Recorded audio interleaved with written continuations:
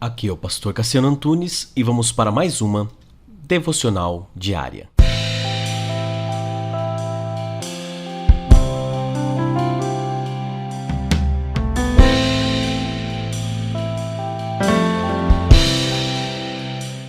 A língua é um fogo, é um mundo de iniquidade. Colocada entre os membros do nosso corpo, contamina a pessoa por inteiro, incendeia todo o curso da sua vida. Tiago 3:6. No ano de 2003, uma pequena cidade italiana entrou para a história, Caneto di Caronia. Uma cidadezinha pequenininha, localizada no norte da Cilícia, onde incêndios misteriosos começaram a acontecer. Antônio Pezzino foi o primeiro que relatou esses incêndios. Ele era um vendedor de seguros de 43 anos que, na sua casa, de repente, em um jantar, tudo se incendiou.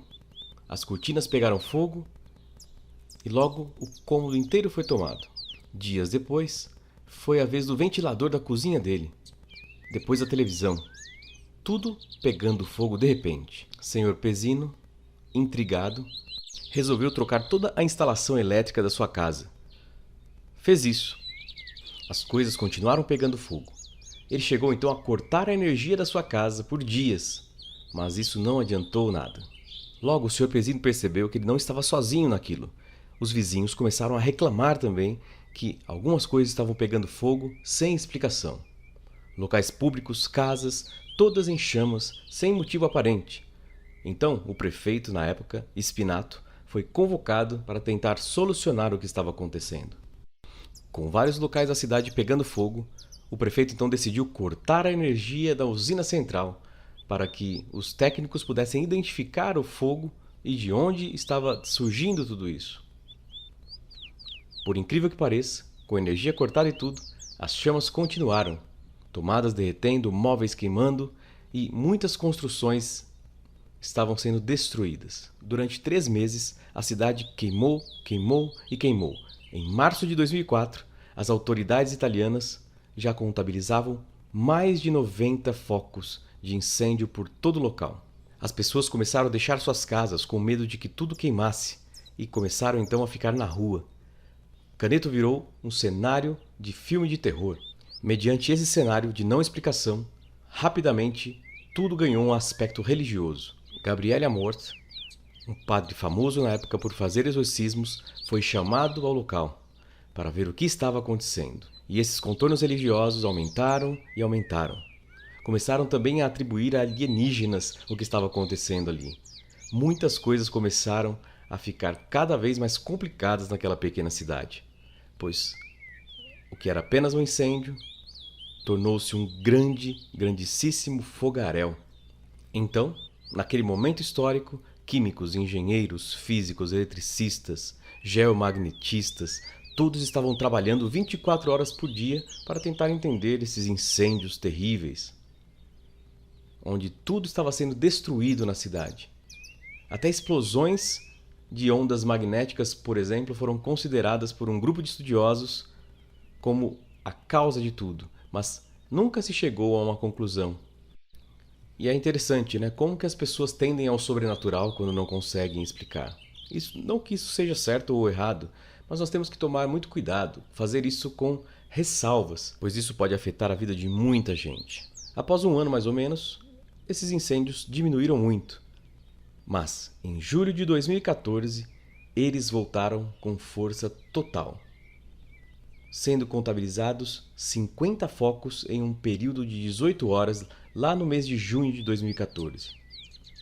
A família Pezzino, a mais velha da cidade, que sempre estava à frente dos noticiários ao longo desses anos todos, foi novamente evacuada com os demais habitantes. Novamente, sem saber o que fazer, o prefeito daquela época também foi rapidamente acionando todos aqueles que poderiam ajudar com o desvendar deste mistério. Em uma entrevista, Sr. Antônio Pezzino disse: "Demorou 10 anos, mas eu sabia que esses incêndios não tinham partido deste lugar." Porém, o avanço da tecnologia ajudou muito, e esse mistério então começa a ser desvendado.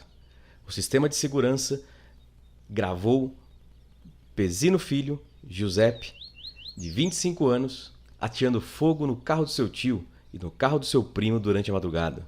E houve uma outra gravação onde o próprio Antônio foi visto atrás de um galpão ateando fogo no local. Através então de filmagens, a polícia conseguiu identificar 40 incêndios provocados pela família Pezzino. Ao grampear o telefone deles, as autoridades gravaram conversas nas quais Antônio falava sobre aumentar o número de incêndio para atrair mais fama para a cidade e arrecadar mais dinheiro para os seus bolsos. A família Pezzino ganhava dinheiro com isso, incendiando, destruindo, queimando e mentindo. E dia 5 de março de 2015, Giuseppe Pezzino foi preso por incêndio criminoso e formação de quadrilha. Não era uma questão religiosa, mas simplesmente poder da língua e da mentira. E é isso que eu queria refletir rapidamente com essa história toda. Nossa língua é fogo. Nossa língua pode destruir. Nós não fazemos a ideia das consequências do mal que isso gera na vida de pessoas. Por isso, quando usamos a nossa língua para o bem, para abençoar, para ajudar, nós estamos sendo parecidos com Jesus. Não faça então como o Sr. Giuseppe Pezzino, que manteve por muito tempo uma mentira que não só destruiu vidas, trouxe o caos e também acabou prejudicando a ele mesmo. Cuidado com o que pensar, cuidado com o que falar, cuidado com o agir.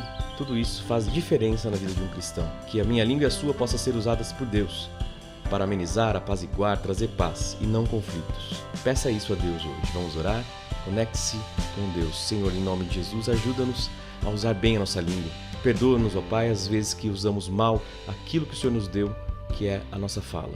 Nos abençoe, nos ajude e dá-nos a Tua direção em todas as nossas falas. Essa é a minha oração, em nome de Jesus. Amém e amém.